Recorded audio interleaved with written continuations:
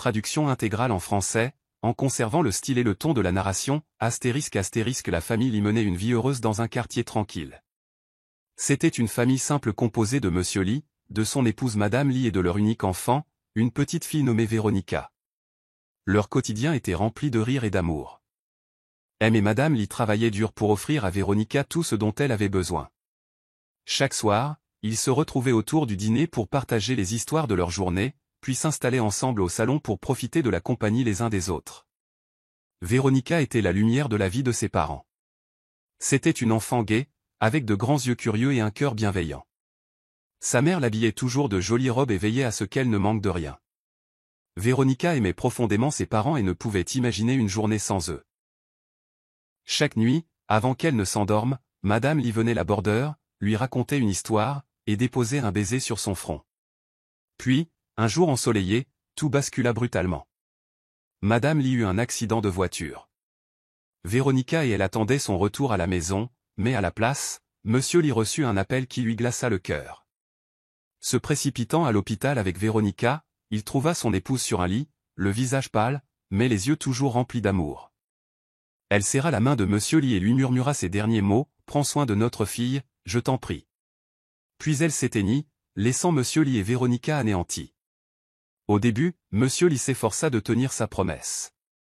Il cuisinait pour Véronica, l'accompagnait à l'école, et tentait d'être à la fois père et mère. Véronica souffrait énormément de l'absence de sa maman, mais trouvait du réconfort dans la présence de son père. La vie était dure sans Madame Lee, mais ils s'adaptèrent lentement, instaurant de petites routines pour avancer. Les mois passèrent, et Monsieur Lee se sentit seul.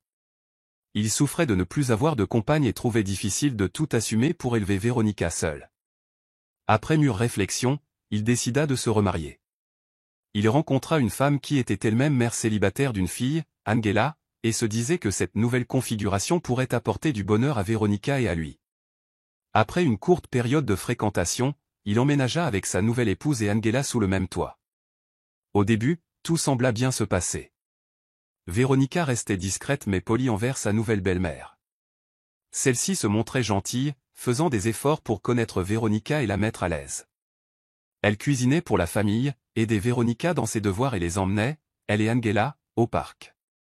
Petit à petit, Véronica commença à se dire que, peut-être, tout irait bien. Cependant, la situation était différente avec Angela, sa nouvelle demi-sœur. Angela était plus âgée que Véronica et, dès son arrivée, révéla sa vraie nature. Méchante et malicieuse, Angela avait le don de semer le chaos. Son attitude était vite passée d'agaçante à franchement cruelle. Angela adorait prendre les affaires qui appartenaient à Véronica. Parmi elles se trouvait une poupée que sa mère lui avait offerte et qu'elle serrait contre elle chaque fois que celle-ci lui manquait. Un jour, Véronica remarqua la disparition de sa poupée. Elle fouilla partout dans la maison, pour finalement la trouver dans la chambre d'Angela, abîmée et sale. « Angela, pourquoi as-tu pris ma poupée ?» demanda Véronica, la voix tremblante de tristesse. Angela haussa les épaules avec un sourire narquois.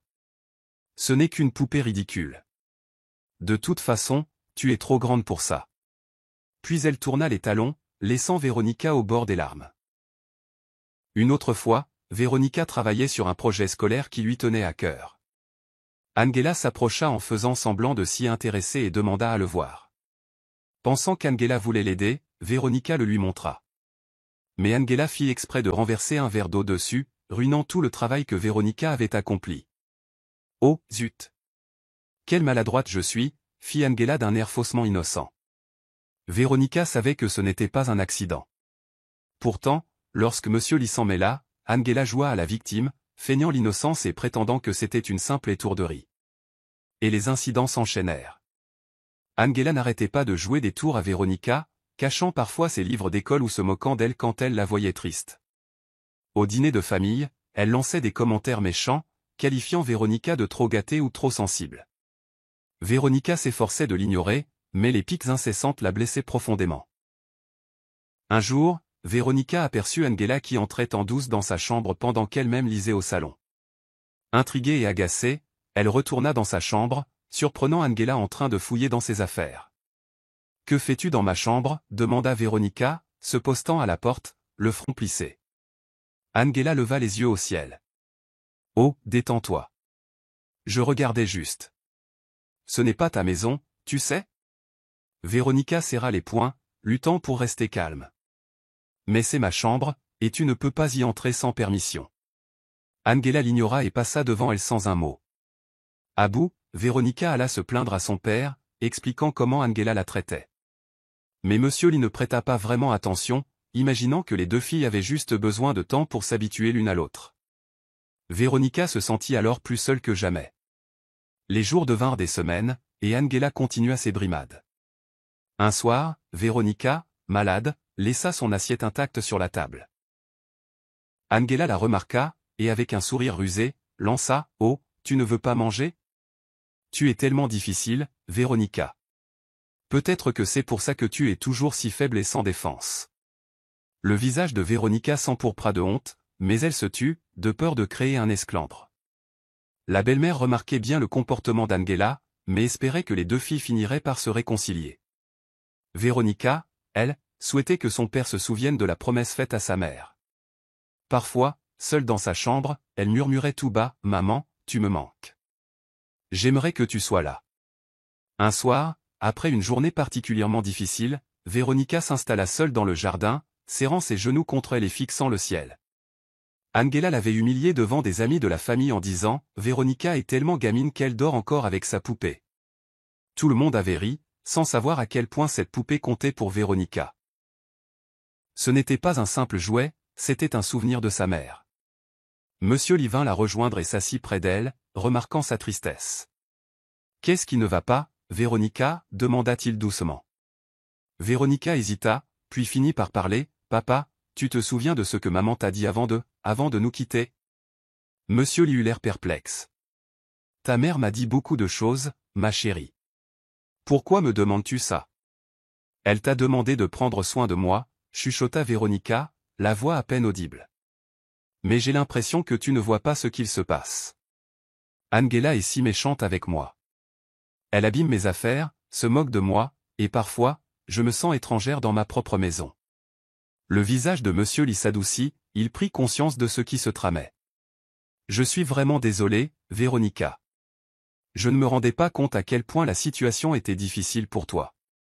Je pensais juste que vous aviez besoin de temps pour vous entendre. » Véronica essuya une larme sur sa joue. « Maman me manque.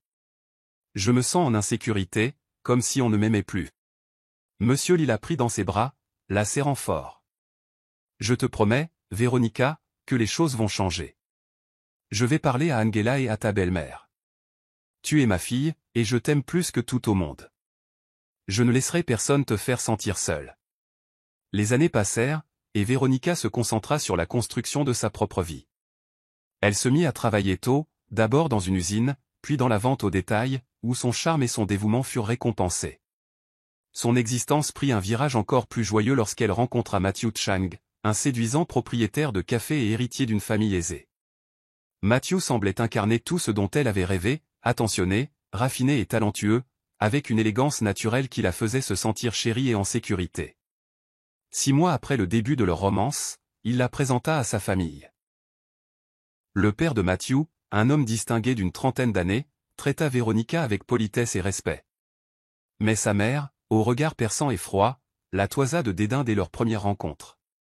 Véronica tenta de ne pas trop s'en formaliser, se disant que toutes les relations comportaient leurs défis.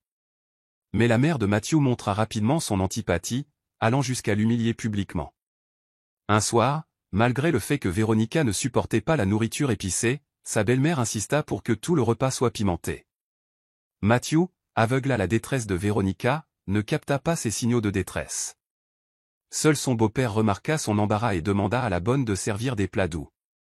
Véronica ressentit la tension grandissante et comprit qu'elle devrait user de beaucoup de prudence pour maintenir l'équilibre. 2 ans plus tard, elle épousa Matthew, convaincue d'avoir enfin trouvé sa place. Mais son bonheur s'effondra quand elle découvrit l'infidélité de son mari. Et surtout qu'il la trompait avec sa propre demi-sœur, Angela. Véronica se sentit trahie, non seulement par Matthew, mais aussi par sa propre famille. Résolue à se confronter à Matthew, elle réunit des preuves et alla chez eux, mais trouva sa belle-mère qui lui bloquait l'accès, l'injuriant publiquement. « Tu n'es qu'une vieille poule qui ne sait pas pondre » hurla sa belle-mère, paradissant comme une tentatrice. Mon fils a hérité de la pire malchance en t'épousant. Les voisins s'attroupèrent, chuchotant et pointant Véronica du doigt, la plongeant dans une profonde humiliation. Malgré la douleur, elle conserva son calme, même si son cœur se brisait. Elle jeta les photos de Matthew et Angela aux pieds de sa belle-mère avant de fuir, le visage inondé de larmes. Pour la première fois, Véronica se sentit véritablement seule. Dans la solitude qui s'ensuivit, elle repensa à sa vie, à ses choix, et se souvint des paroles de sa mère au sujet du respect de soi et de la résilience. Elle comprit qu'elle ne pouvait pas laisser cette trahison la briser entièrement. Alors, Véronica décida de prendre les choses en main. Elle se montra distante avec Matthew, faisant mine de lui pardonner. Peu à peu, elle remarqua quelque chose dans l'attitude de son beau-père, il était attentif et la comprenait mieux que tous les autres membres de la maisonnée. Sa gentillesse et sa chaleur, si différentes de l'hostilité de sa femme, attirèrent Véronica. Elle commença à passer davantage de temps auprès de lui, et la frontière de leur relation se troubla. Véronica savait qu'elle risquait gros, mais elle ressentait un étrange sentiment de justice. Son mari l'avait trahie, pourquoi n'aurait-elle pas le droit de trouver un réconfort là où elle le pouvait? Un soir, son beau-père l'invita à discuter calmement dans son bureau. Elle accepta, le cœur battant, et à mesure qu'ils partageaient leurs histoires et leurs rires, elle éprouvait un sentiment grandissant de complicité mêlée d'attirance. « Si jamais tu as besoin de te confier, je suis là, » murmura-t-il, posant délicatement une main sur son épaule. Véronica acquiesça, ressentant une chaleur qu'elle n'avait pas connue depuis longtemps. Elle savait qu'elle franchissait une limite, mais après tout ce qu'elle avait subi, elle s'en sentait en quelque sorte légitimée. Quelques jours plus tard, quand Matthew l'interrogea, exigeant de savoir pourquoi elle passait du temps avec son père, Véronica le toisa et répliqua, « Puisque tu ne veux plus m'appeler, mon épouse, peut-être devrais-tu commencer à m'appeler, maman. » Ces mots le glacèrent, et le visage de Matthew blêmit. Sa belle-mère, entendant la conversation, entra dans une colère noire. « Tu crois pouvoir débarquer dans ma famille pour prendre tout ce que tu veux. » S'égosilla-t-elle. « Tu n'es qu'une honte, à séduire mon mari maintenant que mon fils t'a démasqué. » Véronica soutint son regard brûlant. « Peut-être que si tu m'avais accordé un peu de respect, rien de tout cela ne serait arrivé. » La vie de Véronica avait pris un tournant dramatique. Ce n'était pas ce qu'elle avait imaginé, mais elle se sentait paradoxalement plus forte, comme si elle reprenait enfin le contrôle de sa destinée.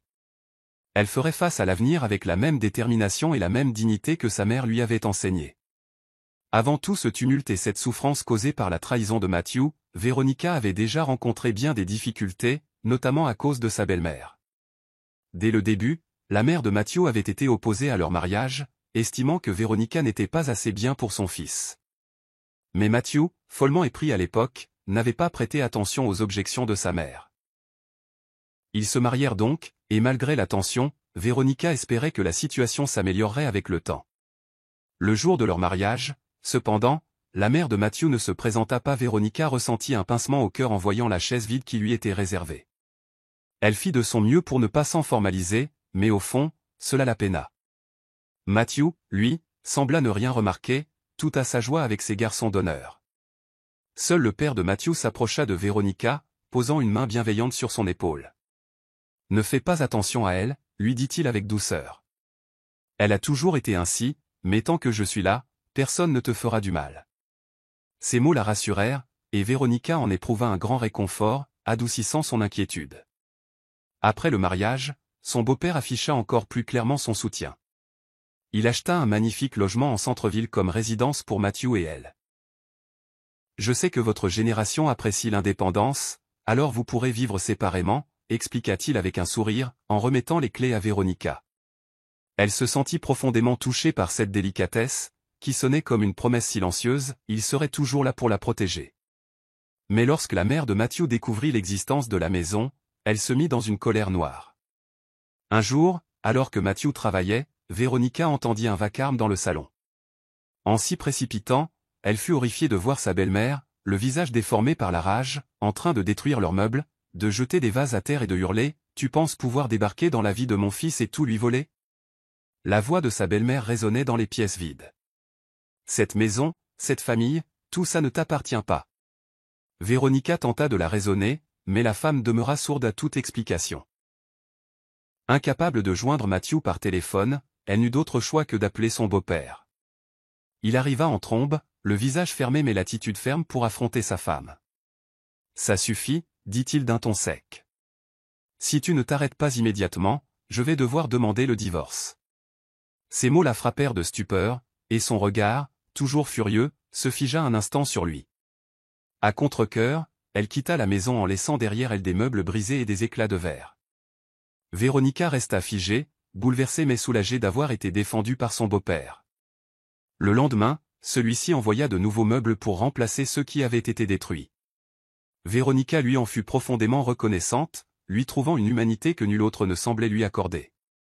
Cette générosité lui offrit une brève accalmie. Sans se douter que ce n'était que le début d'une longue série d'épreuves dans sa nouvelle famille. Dans les premiers mois de leur mariage, Véronica fit de son mieux pour faire preuve de patience et de respect envers sa belle-mère, bien que cette dernière ait clairement fait savoir qu'elle désapprouvait l'union de son fils avec elle. Véronica se répétait qu'elle le faisait pour Matthew, qu'il avait autrefois soutenu face au mépris de sa mère. Mais tous ces efforts ne firent qu'empirer la situation. Un soir, alors que Matthew travaillait tard et que Véronica était seule chez eux, sa belle-mère arriva à l'improviste. Elle venait à peine de finir de préparer un repas simple pour elle-même quand elle entendit la porte s'ouvrir. Sa belle-mère entra, le visage glacial. « Je vois que tu as bien pris tes aises dans cette maison, » lança-t-elle d'un ton acerbe, balayant la pièce du regard. Véronica inspira profondément, tâchant de rester cordiale. « Bonsoir, mère. Voulez-vous manger quelque chose ?» La belle-mère plissa les yeux, observant le repas modeste que Véronica avait préparé. « Manger ta nourriture de pacotille. Je n'oserais même pas penser que mon fils rentre et doive avaler de tels plats sans saveur me fend le cœur. » Pas étonnant qu'il ait l'air plus maigre ces derniers temps. Le visage de Véronica s'empourpra, mais elle tâcha de rester calme. « Matthew dit qu'il aime ma cuisine, » répondit-elle doucement, cherchant à ne pas paraître sur la défensive. Sa belle-mère ricana. « Évidemment, il ne va pas te dire la vérité, il veut juste être poli. Tu crois vraiment qu'il oserait te vexer? Une femme comme toi ne saurait pas cuisiner convenablement, même si on lui mettait la recette sous le nez. » Elle se dirigea vers la cuisine, ouvrant placard et tiroir comme si elle l'inspectait de fond en comble. Véronica observa, impuissante, tandis que sa belle-mère sortait épices et ingrédients, soigneusement choisis. « Tes ingrédients sont pitoyables, pas étonnant que tout soit fade. Tu penses que la cuisine se limite à jeter n'importe quoi dans une casserole. Une vraie belle-fille aurait appris à préparer les plats que mon fils a toujours aimés, mais j'imagine que j'en attendais trop. » À ces mots, Véronica sentit sa patience vaciller. « Mère, je fais de mon mieux pour rendre cette maison accueillante. Désolé si ça ne correspond pas à vos standards, mais Matthew et moi sommes heureux ici, » répliqua-t-elle, la voix un peu plus ferme. La belle-mère se retourna, le visage tordu par la colère. « Heureux? Tu crois vraiment le rendre heureux? Il est aveuglé par tes petites ruses, mais un jour, il ouvrira les yeux sur l'erreur qu'il a commise en t'épousant. Et ce jour-là, je serai là pour ramasser les morceaux. » Sur ces mots, elle quitta la maison, claquant la porte derrière elle. Véronica resta immobile dans la cuisine déserte, sentant le poids de cette menace alourdir son cœur. Elle voulait croire que Matthew ne penserait jamais cela d'elle, mais la cruauté de sa belle-mère planta en elle une graine de doute tenace. Quelques mois plus tard, sa belle-mère frappa un nouveau coup, cette fois plus subtil, mais tout aussi cruel. Véronica avait lancé une petite affaire de vente de créations artisanales en ligne, espérant gagner un peu d'argent supplémentaire et s'adonner à une activité créative qui la passionnait. Elle y avait consacré beaucoup de temps et avait déjà vendu quelques articles, recevant des avis positifs de ses clients. Cette satisfaction lui donnait un but et de la fierté. Un après-midi, alors qu'elle préparait un colis dans sa pièce de travail, sa belle-mère entra pendant que Matthew était au bureau. « Qu'est-ce que tout ça, fit elle, scrutant les boîtes et le matériel éparpillé. Véronica sourit, essayant de l'impliquer. « C'est une petite entreprise que j'ai lancée. Je vends des créations faites main. Ça commence bien et ça me plaît énormément. » Sa belle-mère laissa échapper un rire glacial. « Vendre tes bricoles? Tu te prends pour une entrepreneuse? Matthew t'a épousé pour que tu t'occupes de lui, pas pour faire mumuse avec des décorations comme une gamine. » Le visage de Véronica s'assombrit, mais elle tenta de garder son calme. « Matthew m'encourage dans ce que je fais. Il trouve ça bien que j'ai mon propre projet. » La belle-mère leva les yeux au ciel, s'emparant d'une pièce qu'elle avait fabriquée avec soin. Elle l'observa avec dédain. Les gens achètent vraiment ça? Quel gaspillage de temps et d'argent. Et tu crois qu'il suffit de ça pour être une épouse convenable? Tu ferais mieux d'arrêter de te ridiculiser. Véronica sentit sa patience exploser. Je fais ça parce que ça me rend heureuse, et Mathieu est fier de moi. Je n'ai pas besoin de l'approbation de qui que ce soit d'autre. Le regard de sa belle-mère s'assombrit, et elle s'approcha de Véronica, la voix glaciale. Tu n'es là que parce que mon fils est assez stupide pour s'occuper de toi. Mais un jour, il se rendra compte que tu n'es qu'une femme superficielle et inepte, et alors, je te jetterai de cette famille comme le déchet que tu es. Elle tourna les talons et partit, laissant Véronica le cœur en miettes, même si elle ne montra rien. Les mots de sa belle-mère lui transperçaient l'âme, mais elle se promit de ne pas se laisser briser. Elle continuerait à avancer. Pendant la 2e année de mariage, la cruauté de sa belle-mère atteignit son paroxysme. Véronica se sentait souvent mal et décida de consulter un médecin. Le verdict tomba, concevoir un enfant de manière naturelle serait compliqué pour elle et Mathieu. La nouvelle la bouleversa, mais Mathieu la réconforta, promettant de chercher ensemble d'autres solutions. Il lui jura de la soutenir dans cette épreuve. Quand sa belle-mère l'apprit, elle saisit cette occasion pour l'humilier davantage. Un soir, alors que Véronica et Mathieu étaient chez ses parents pour le dîner, elle aborda ouvertement le sujet. « Alors, vous pensez avoir des enfants bientôt ?» lança-t-elle, un sourire mauvais aux lèvres qui fit frémir Véronica. Celle-ci échangea un regard inquiet avec Mathieu, mais il l'encouragea d'un signe à répondre. « Nous essayons, mais cela risque de prendre un peu de temps, » murmura Véronica, la gorge serrée. Le sourire de sa belle-mère se mua en rictus. « Du temps, ou bien c'est que tu ne peux pas. » ricana-t-elle avec sarcasme. Mathieu la reprit, choqué, « Maman, ça suffit. » Mais elle l'ignora, plantant son regard sur Véronica. Ce n'est pas étonnant. Les femmes comme toi, obsédées par leurs petits passe-temps inutiles, ne font jamais de bonnes mères. Mon fils mérite quelqu'un qui puisse fonder une vraie famille. Véronica sentit ses joues s'empourprer de honte et de peine. Mère, s'il vous plaît, ce n'est pas facile pour nous. Sa belle-mère éclata d'un rire amer. Maintenant, tu réclames de la pitié. Après tout le mal que tu as causé en accaparant mon fils? Tu n'es qu'un récipient vide, incapable de lui donner les enfants qu'il mérite. Mathieu intervint, la voix ferme, « Maman, je ne te laisserai pas parler ainsi à Véronica. C'est ma femme, je l'aime, et ton opinion n'a pas sa place ici. » Mais sa mère continua, « Tu la défends maintenant, mais que feras-tu quand tu seras vieux et seul, sans enfant pour veiller sur toi? Tu gâches ton avenir pour une femme qui ne remplit même pas le rôle le plus basique d'une épouse. » Véronica sentait les larmes monter, mais se retint de pleurer devant sa belle-mère. Elle conserva la tête haute, la main de Mathieu serrant la sienne sous la table, petit geste de solidarité. Malgré le comportement irrationnel et acide de sa belle-mère, Véronica appréciait la gentillesse et la prévenance de son beau-père. Et il y avait Mathieu. Elle chérissait l'harmonie qu'il partageait dans la vie quotidienne et dans ses instants complices. Il avait l'art de la rendre spéciale avec de petites attentions, des cadeaux à chaque anniversaire ou fête, agrémentés de mots doux et de petites surprises. Il créait un cocon de bonheur autour d'elle. Mais après 2 ans de mariage, il n'y avait toujours pas d'enfant. C'était une réalité à laquelle Véronica ne pouvait échapper, surtout avec les allusions constantes de sa belle-mère. Une soirée, alors qu'ils discutaient dans leur salon douillet, Mathieu aborda la question. « Véronica, je pense que tu travailles trop. C'est peut-être pour ça qu'on n'arrive pas à avoir de bébé, dit-il d'une voix douce. » Véronica le regarda, devinant qu'il avait d'autres idées en tête. « Qu'est-ce que tu veux dire? Pourquoi ne prendrais-tu pas un congé, juste quelque temps? Tu pourrais te reposer, et on se concentrerait sur la fondation de notre famille, proposa-t-il, lui prenant la main et plongeant son regard dans le sien. Elle hésita. Son travail était le fruit de beaucoup d'efforts, et y renoncer la ferait se sentir incomplète. Mais Mathieu, j'ai travaillé dur pour en arriver là, souffla-t-elle, sentant un doute grandir.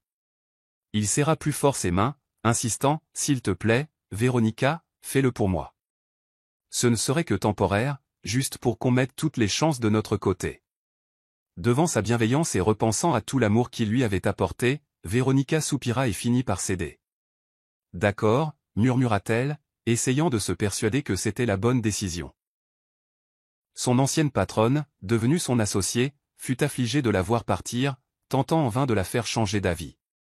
En constatant la détermination de Véronica, elle lui remit une grosse enveloppe rouge en signe de bénédiction pour sa nouvelle vie de famille. Véronica rangea sa carrière entre parenthèses pour se consacrer totalement à la préparation d'une éventuelle grossesse. Elle suivit à la lettre chaque recommandation, but quotidiennement des décoctions amères, et raya de son régime tout ce qu'elle aimait, hot pot, poulet frit, barbecue ou encore bubble tea, durant une année entière. Tous ces sacrifices ne lui apportèrent pourtant pas la joie espérée. Ne voyant aucun résultat, Véronica consulta un médecin. Les tests se révélèrent normaux, et le docteur suggéra discrètement que Matthew fasse aussi un examen.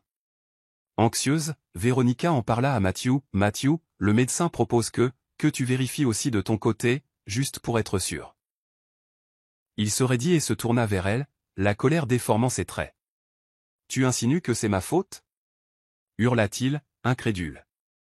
Complètement absurde. Véronica fit un pas en arrière, bouleversée. Ce n'est pas du tout ce que je voulais dire, balbutia-t-elle. Tu oses me blâmer pour tout ça, après tout ce que j'ai fait pour toi? Cracha-t-il, avant de la gifler, son regard flamboyant de rage. Véronica sentit la douleur sur sa joue, la honte la submergeant. J'ai juste mentionné ça, Matthew. Pourquoi réagis-tu comme ça? Il la fusilla du regard, puis claqua la porte. Effondrée, Véronica rassembla quelques affaires et quitta la maison pour trouver refuge chez ses parents. Par fierté pour Matthew, elle ne raconta que partiellement l'histoire. Mais son père et sa belle-mère virent tout de suite l'hématome sur son visage et devinèrent la gravité de la situation. Ils la réconfortèrent du mieux qu'ils purent, l'inondant de bons petits plats, tout en maugréant de colère contre Matthew. Quel ingrat, s'emporta son père. Il ne te mérite pas. Exactement, renchérit sa belle-mère. Quel lâche, s'en prendre à sa femme comme ça. Tout le monde voit à quel point notre Véronica est formidable, sauf lui. Oui, ajouta son père en opinant fermement. Nous n'avons pas peur de lui. S'il faut divorcer, tu resteras à la maison. Chez nous, tu es chez toi. Véronica sentit un élan de chaleur l'envahir en les écoutant. Mais alors qu'elle retrouvait un peu de calme, une voix discordante s'éleva. Maman, tonton, et si c'était la faute de Véronica? Lança sa demi-sœur Angela, d'un ton méprisant. Ce n'est pas juste d'accabler Matthew sans connaître toute l'histoire, non. La belle-mère de Véronica fusilla Angela du regard. Qu'est-ce que tu racontes là? Occupe-toi de ton assiette et laisse parler les adultes, grogna-t-elle en lui donnant une tape sur le bras, avant que Véronica ne puisse réagir. Angela porta la main à son bras, les yeux écarquillés de colère. Maman, tu n'es jamais juste avec moi. S'écria-t-elle.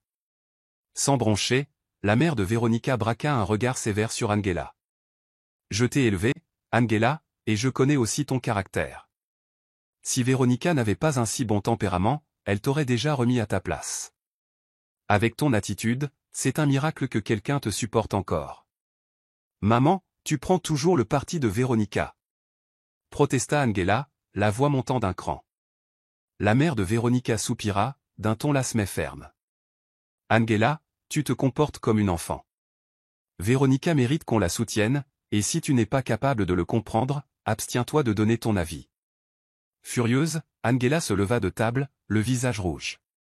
Très bien, je vais chez une amie. Je n'ai pas à supporter ça.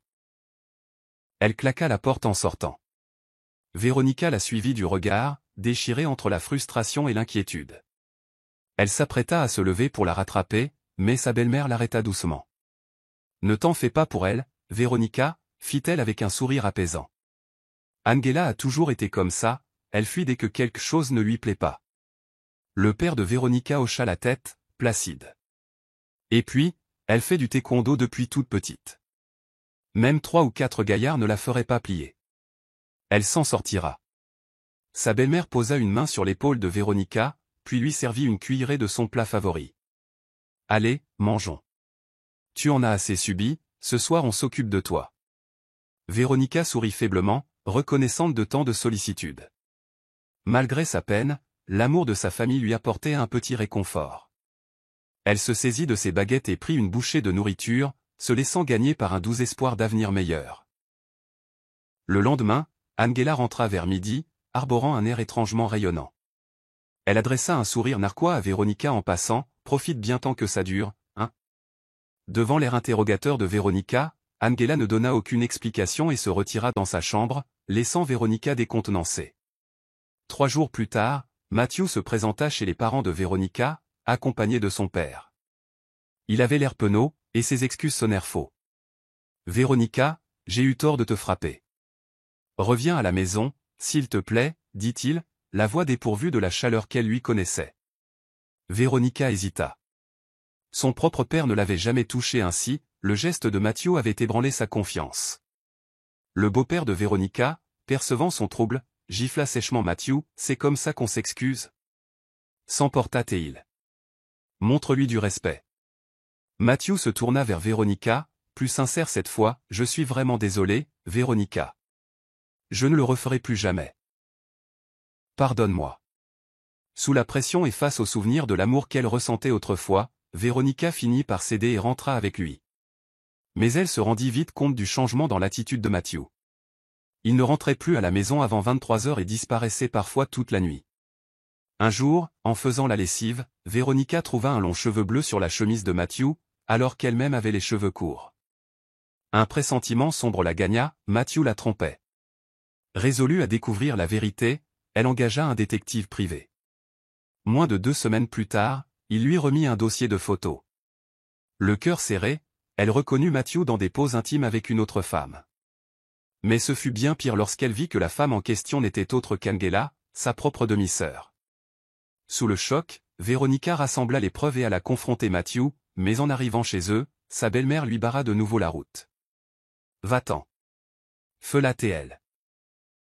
Les voisins se massèrent autour d'eux, murmurant et la pointant du doigt. Submergée par la honte, Véronica jeta les photos aux pieds de sa belle-mère et prit la fuite. De retour chez elle, elle fit ses valises et partit. Rapidement, elle fit rédiger des papiers de divorce par un avocat et les expédia à Matthew. Il les signa et les renvoya sans même un appel ou un mot d'excuse. Effondrée, Véronica s'enferma dans sa chambre 10 jours durant, menant une vie de recluse, dormant et mangeant sans but. Mais le 11e jour, elle décida de prendre sa vie en main. Elle enfila ses plus beaux habits, se maquilla et sortit en se sentant renaître, décidée à ne plus se laisser malmener. Véronica alla chez ses parents et déposa un second jeu de photos sur la table. Son père et sa belle-mère les feuilletèrent, horrifiés. Sa belle-mère, rouge de colère, rappela Angela. Dès que celle-ci entra, on lui tendit un balai. « Maman, qu'est-ce qui se passe ?» s'insurgea Angela, tandis que sa mère la frappait à coups de balai. « Ne m'appelle pas maman. Je n'ai pas éduqué une fille assez ignoble pour piquer le mari de sa propre sœur. Aujourd'hui, je vais t'apprendre la morale. » Angela, furieuse, arracha le balai et toisa Véronica d'un air de défi. « Tu m'as dénoncé, pas vrai? Tu crois encore avoir raison, toi? De quel droit me critiques-tu ?» La belle-mère de Véronica gifla Angela, « C'en est assez. » Très bien. Rugit Angela, se tenant la joue. Vous êtes tous contre moi, pas vrai? Eh bien, à partir d'aujourd'hui, je n'ai plus de famille. Alors va-t'en. Hurla sa mère, la voix tremblante de rage. Angela quitta la maison, bloquant tous les contacts. Elle ne revint jamais. Peu après, Véronica apprit par des connaissances que Matthew et Angela s'étaient mariés. Véronica aurait voulu tourner la page, mais elle reçut une invitation à leur mariage, accompagnée d'un message narquois de la part d'Angela qui raviva sa blessure. Il s'avéra que, le jour où Matthew avait frappé Véronica, Angela avait croisé sa belle-mère. Apprenant l'incident, cette dernière avait pris Angela sous son aile, la poussant à conquérir Matthew. Elle lui promit d'amener celui-ci à divorcer de Véronica pour l'épouser. Angela, qui depuis longtemps convoitait Matthew, accepta volontiers. Matthew ne protesta pas vraiment et prit l'habitude de passer ses nuits chez Angela, approfondissant encore leur relation. Maintenant, Angela défiait Véronica de venir contempler ce qu'elle appelait son « bonheur ». Véronica ne comprenait pas pourquoi sa belle-mère la haïssait au point de détruire son mariage, ni pourquoi Angela l'avait trahi à ce degré. C'est alors qu'elle pensa au père de Matthew, à son attitude calme et distante vis-à-vis de sa femme. Peu à peu, une idée de vengeance germa dans son esprit. « Emballez-moi cette robe, s'il vous plaît », lança Véronica à la vendeuse, admirant son reflet dans le miroir. Elle était satisfaite de la robe de soirée rouge profond, au décolleté plongeant, qui épousait parfaitement ses formes.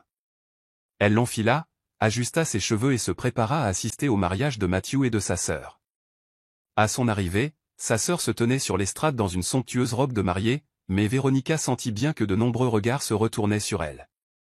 Elle distingua la rage dans le regard de sa sœur et s'installa à sa place, sereine.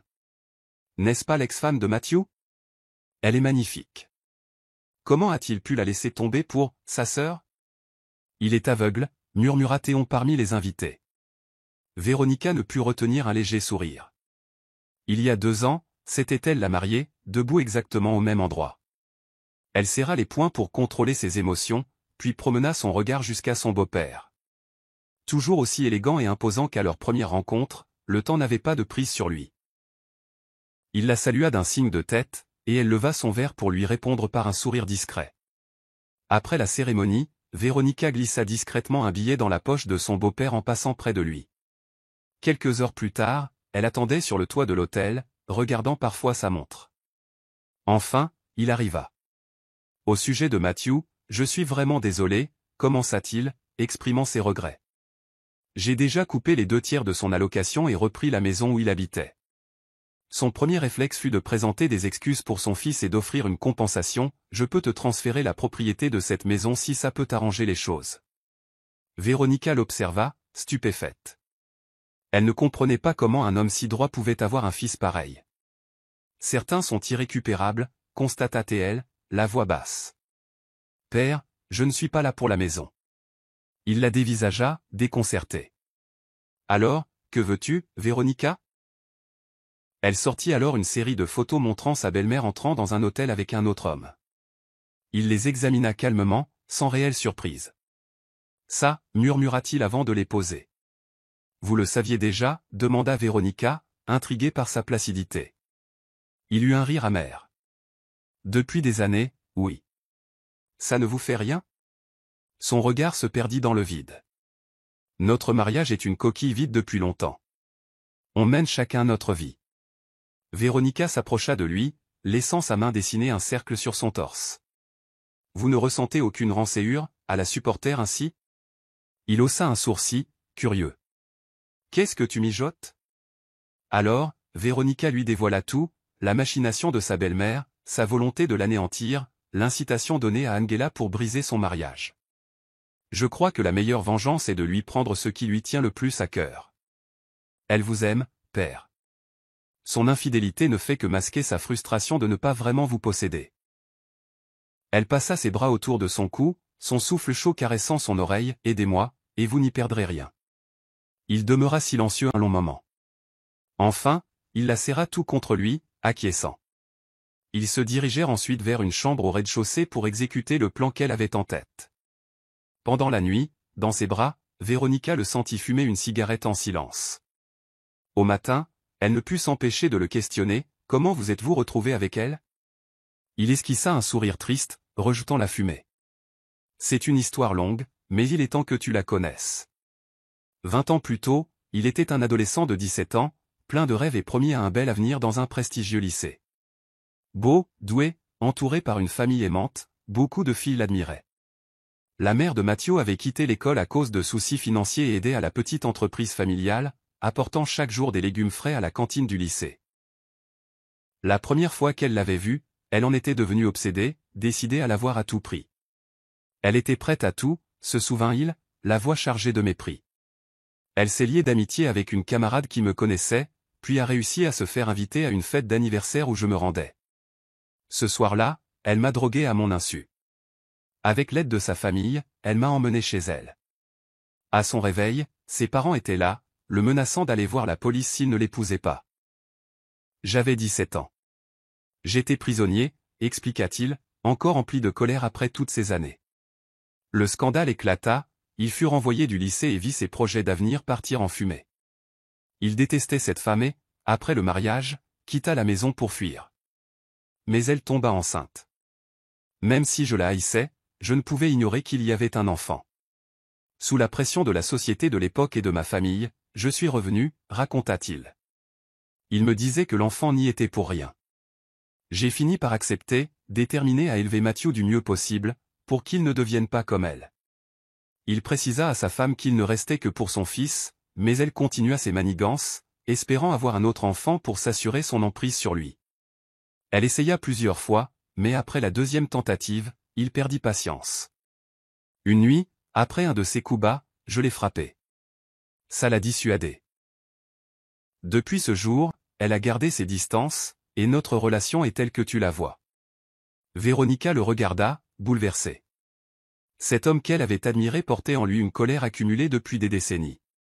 Son beau-père évoqua Matthew, qu'il avait tenté d'élever dans le droit chemin, mais que sa mère avait gâté outre mesure. Matthew avait appris à jouer un rôle parfait devant son père, tout en faisant n'importe quoi derrière son dos. Selon elle, l'infidélité de Matthew n'est pas nouvelle. Il a déjà vu des prostituées. L'an dernier, l'une d'elles est tombée enceinte et a fait un scandale. Sa mère a payé 200 000 $ pour la faire avorter et acheter son silence. J'avais déjà perdu tout espoir avec eux, admit-il en serrant Véronica contre lui, la tête posée sur son épaule. Toi, tu es venu me voir avec cette audace, je n'avais pas ressenti ça depuis longtemps. Nous pouvons nous battre ensemble, déclara Véronica, la flamme du désir de vengeance brillant dans ses yeux. Appelle-moi Josh, dit-il en esquissant un sourire. Je m'appelle Joshua. Très bien, Josh, répondit-elle, troublée par l'intimité de ce moment. Il était doux et empli d'une colère semblable à la sienne. Deux âmes meurtries par la même famille, liées à présent par la soif de justice. Josh, toi et maman n'avaient couché ensemble qu'une seule fois, hein, demanda Véronica, persuadée que l'obsession de sa belle-mère trouvait sa source dans ce rapport unique. Oui, pourquoi, fit-il, intrigué et un peu soucieux. Eh bien, et si on la laissait nous surprendre au lit? Propose Véronica, sûre de son coup. Josh la dévisagea, la pinçant gentiment à la joue. Que d'idées machiavéliques. Tu crois que ça marchera? Avec un léger froncement de nez, Véronica se blottit contre lui. Je suis prête à essayer. Pas toi? Josh soupira, résigné et amusé, d'accord, on fait comme tu dis. Ils élaborèrent un plan. Josh fit croire à sa femme qu'il préparait une soirée d'anniversaire, lui bandant les yeux, les poignets et les chevilles attachés à une chaise. Véronica sortit alors de la salle de bain, vêtue d'une tenue aguicheuse. Sa mère, ravie, imagina que Josh était enfin prêt à consommer leur mariage. « Chérie, qu'as-tu préparé pour moi » demanda-t-elle d'une voix impatiente. « Tu verras bien » rétorqua Josh d'un ton sarcastique. Sa femme se mit à pleurer de joie. « Tu sais, j'ai attendu plus de 20 ans pour ce jour.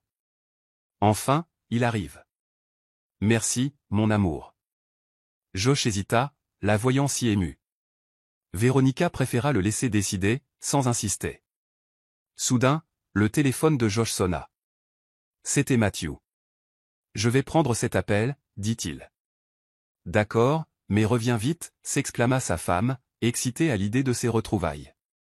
Quand Josh revint, son visage s'était refermé. Il fit un signe à Véronica, puis ôta le bandeau de sa femme.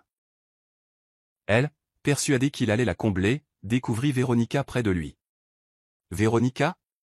Mais qu'est-ce que tu fais là » s'écria-t-elle, paniquée. Véronica sourit, s'approchant, jouant avec une mèche de cheveux. « Tu le sauras bientôt. »« Quoi ?»« Mais détache-moi » vociféra sa belle-mère en se débattant. « Ne t'inquiète pas, maman, je ne vais rien te faire, » répondit Véronica, un sourire serein aux lèvres. Elle appela alors Josh d'un signe, et celui-ci la rejoignit, les mains dans le dos. Surpris par la détermination de Véronica, il se pencha vers elle pour l'embrasser. Le baiser devint passionné, et il la serra contre lui sous les yeux de sa femme ébahie, qui hurlait à s'en briser la voix. « Arrêtez. Vous êtes malade. Joshua, Véronica, vous êtes complètement fou. » hurla-t-elle, enragée. « Joshua, je suis ta femme. » Mais Josh continua, tandis que Véronica se retournait vers sa belle-mère, un rictus aux lèvres. « T'as déjà assez vu? C'est de l'inceste, de la perversion. Je vais vous faire jeter en prison. » brailla-t-elle, effarée. « Belle maman, il faudrait vérifier tes notions de vocabulaire, » répliqua Véronica. « Je ne suis plus ta belle-fille. Il s'agit seulement d'un adultère, si tu veux. Et la tricherie, c'est bien toi qui m'en as appris les ficelles, non? Elle sortit alors les photos prouvant les tromperies de sa belle-mère. Celle-ci, bouleversée, balbutia, « Chérie, écoute-moi. Tout est faux, Véronica ment. » Mais Véronica lui administra une gifle sonore. Ça suffit, Véronica, intervint Josh, l'entraînant au fond de la pièce. Ils s'étendirent sur un lit couvert de pétales de rose. Les cris et les insultes de la belle-mère résonnaient, si désagréables que Josh finit par lui mettre un bâillon. Elle se contenta alors de geindre et sangloter, immobile. « Avance vite dans ton divorce pour qu'elle n'ait aucune preuve de ton infidélité, » souffla Véronica, le regard brillant. « Assure-toi qu'elle parte les mains vides. » Après leurs ébats, alors qu'ils se rhabillaient, ils furent choqués de voir la belle-mère cracher du sang et s'évanouir, visiblement traumatisée. Inquiets, ils l'emmenèrent d'urgence à l'hôpital. Par chance, elle ne souffrait que d'une forte émotion. Un bon repos suffirait à la remettre. Véronica exhorta Josh à profiter de cette occasion pour finaliser le divorce, assénant à sa femme le coup fatal alors qu'elle était encore vulnérable. Au fait, quel était cet appel, demanda Véronica, repensant au coup de fil reçu par Josh. C'était Matthew. Il avait un accident après avoir conduit en état d'ivresse. Il a fauché quelqu'un et voulait que sa mère vienne le tirer d'affaire. Oh, murmura Véronica, un brin déçu que ça ne soit qu'à ce sujet. Déterminé, Josh assigna sa femme en justice, usant de preuves de ses adultères. Elle riposta en l'accusant, lui et Véronica, de tromperie, mais faute de preuves, sa plainte fut rejetée. Après une brève audience, le tribunal la déclara fautive et prononça le divorce sans qu'elle reçoive un sou. Véronica s'attendait à mettre un terme à sa relation avec Josh, mais lorsqu'il recouvra sa liberté, elle réalisa qu'elle ne voulait plus s'éloigner de lui. Et Josh ressentait la même chose. Leur histoire se poursuivit naturellement. 3 mois après le divorce, Véronica s'installa chez Josh. 10 mois plus tard, leur sentiment mutuel s'était affermi, et il la demanda officiellement en mariage. Dès le lendemain, ils allèrent ensemble au bureau d'état civil pour s'inscrire sur le registre. Quand son père et sa belle-mère apprirent la nouvelle, ils furent stupéfaits et inquiets, tentant de l'en dissuader. « Ma chérie, pourquoi épouser Joshua? C'était ton beau-père. » « Ex-beau-père, rectifia-t-elle calmement. « D'accord, ex-beau-père, » insista son père avec un soupir. « Les gens vont jaser, tu as déjà assez souffert, non? » « Je le sais, mais je n'ai pas peur, » rétorqua-t-elle. « Véronica, » demanda sa belle-mère, « tu fais ça juste pour te venger de Matthew et de ta sœur? » Véronica serra la main de sa belle-mère pour la rassurer. « Tante, au début, c'était un peu ça. Mais maintenant, j'aime sincèrement Josh. Il est doux, me respecte et me soutient dans tout. La vie est trop courte pour se soucier de la vie des autres. Tant que je suis heureuse, ça me suffit. » Son père soupira, lisant dans ses yeux une détermination inébranlable. « Tu as toujours eu un sacré caractère. Fais seulement en sorte de ne rien regretter. On veut juste ton bonheur, » ajouta sa belle-mère, émue. « Et souviens-toi, ta famille sera toujours là pour toi. » « Merci, papa. »« Merci, tante. » Véronica se sentit bénie d'avoir des parents aussi aimants et présents. Malgré la douleur de son premier mariage, elle estimait avoir eu la chance de rencontrer enfin quelqu'un qui se souciait d'elle sincèrement. Avec leur bénédiction, Véronica et Josh organisèrent une cérémonie dans un hôtel 5 étoiles. Comme il s'agissait de secondes noces pour tous les deux, ils décidèrent de ne recevoir aucun cadeau, se contentant de partager ce moment avec leurs proches. Pendant la cérémonie, Véronica, assise en place d'honneur, attendait avec impatience le moment où Matthew et sa sœur viendraient lui présenter le thé en signe de respect. Voyant son angoisse, Josh lui pressa la main, son regard disant « Ne t'inquiète pas, tout va bien se passer. » Matthew et sa sœur rechignaient à venir, mais Matthew était financièrement dépendant de la famille, et sans l'aide de Josh, il ne pourrait maintenir son train de vie. Finalement, contraints, ils se présentèrent devant Véronica et Josh, s'agenouillèrent, la mine fermée. « Maman, veuillez boire le thé, » dit Matthew, la voix à peine audible. « Belle-mère, veuillez boire le thé, » enchaîna Angela tout aussi bas. Véronica les fixa sans prendre les tasses. Elle adressa un petit signe à l'animateur, qui comprit aussitôt. « On ne vous entend pas, » dit-il d'une voix entraînante. « Vous avez dit quoi? » « Plus fort. Plus fort. » Lancèrent quelques invités, amusés, incitant les mariés à élever la voix. Rougissant à vue d'œil, Matthew sembla vouloir se volatiliser, mais il n'osa pas se relever et partir. Il répéta, plus clairement, « Maman, s'il te plaît, prends le thé. » Véronica savourait sa revanche. Elle lui sourit calmement et accepta la tasse. « Bon fils, » dit-elle en buvant une gorgée, avant de lui remettre une enveloppe rouge. « Qu'est-ce qu'on dit quand on reçoit l'enveloppe » reprit l'animateur. « Merci, maman » balbutia Matthew, honteux. Puis Véronica regarda sa sœur, à ton tour. Angela, bouleversée, semblait sur le point de fuir, mais Matthew la retint, conscient que partir empirerait la situation. « Dis-le » ordonna-t-il, désespéré. « Non » répondit-elle, les larmes coulant, refusant de s'agenouiller. Véronica attendait, prête à patienter. C'était son instant de triomphe. « Si tu ne le fais pas, je te quitte » la menaça Matthew. À ces mots, le visage d'Angela se décomposa. Après un long silence, elle se résigna, prit la tasse d'une main tremblante et s'agenouilla. « Belle-mère, veuillez boire le thé » murmura-t-elle, humiliée. Comme sa belle-mère regardait, Véronica n'insista pas. Elle prit une gorgée et offrit à Angela une enveloppe rouge. Debout, Véronica, endossant le rôle de chef de famille, s'adressa à l'assemblée. « Dorénavant, nous sommes de nouveau une seule et même famille.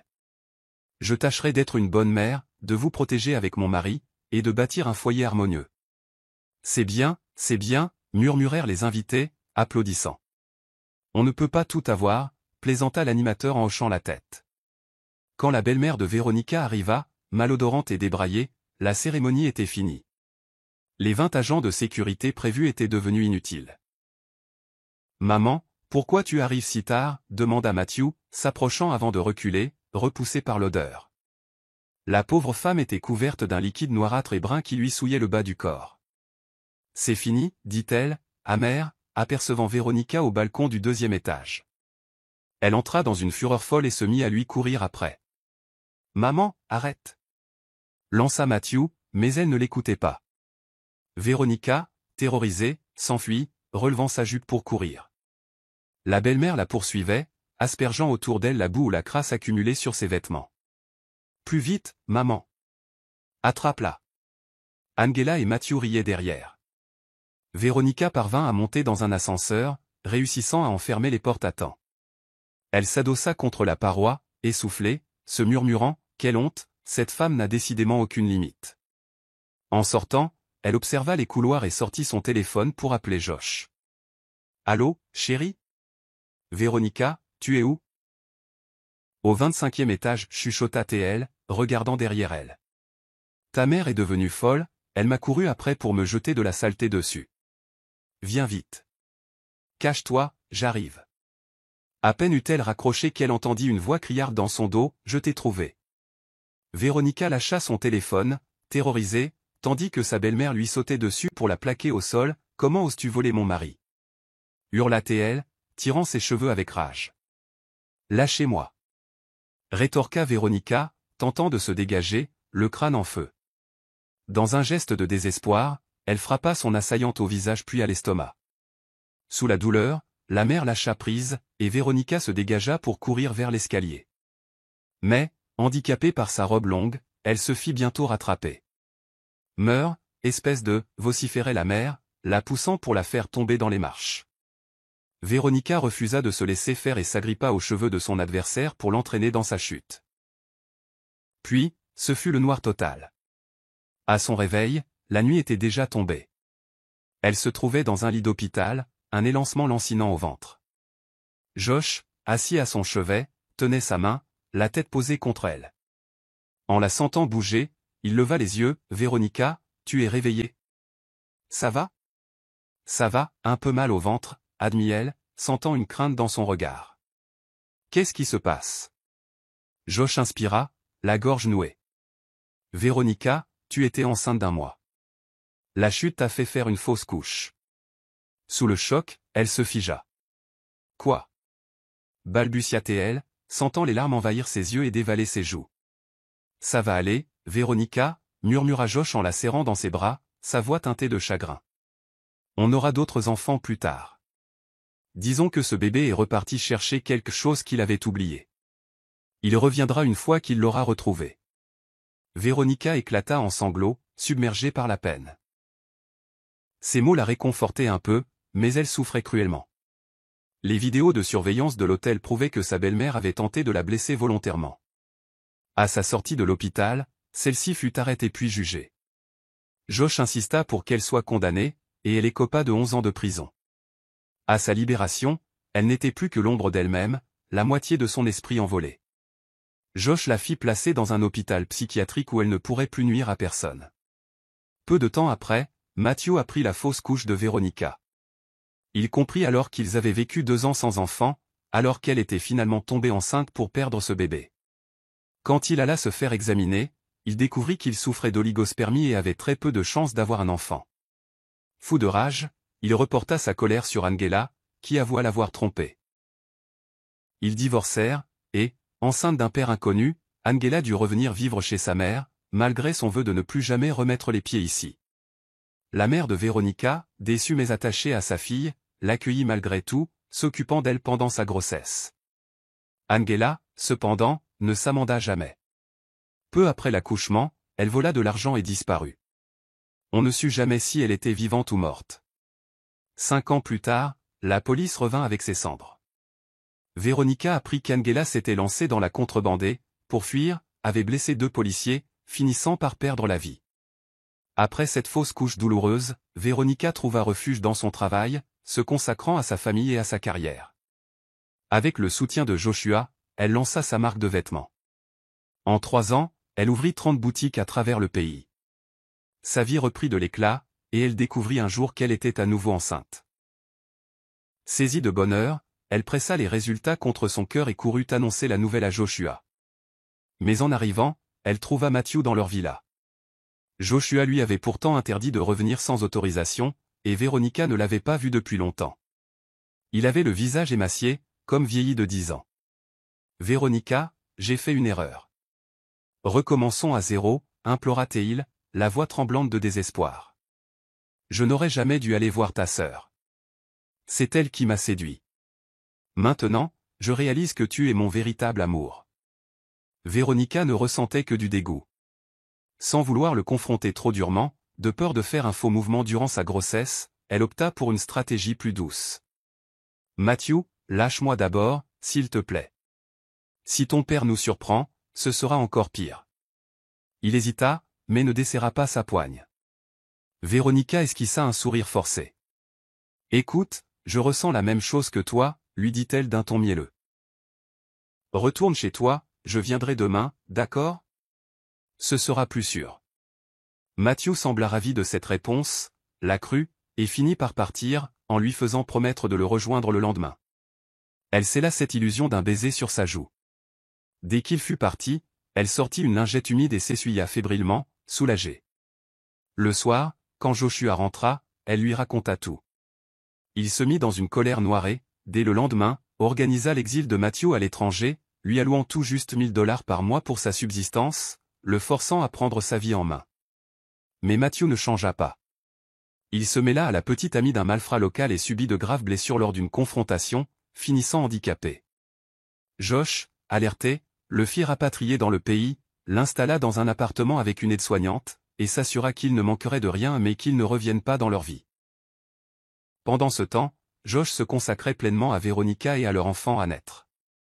Il caressait souvent son ventre à peine arrondi, murmurant des projets et des promesses pour l'avenir. Cette fois, notre bébé aura tout ce qu'il faut. De l'amour et une bonne éducation. On fera en sorte qu'il ne finisse pas comme Matthew. 9 mois plus tard, leur petite fille vint au monde. Alors que la plupart des pères s'empressaient d'aller admirer leur nouveau-né, Josh resta au chevet de Véronica, priorisant sa santé. Seulement une fois qu'elle fut sortie de l'hôpital se permit-il de savourer pleinement la présence de leur fille, ne se lassant ni de l'une ni de l'autre.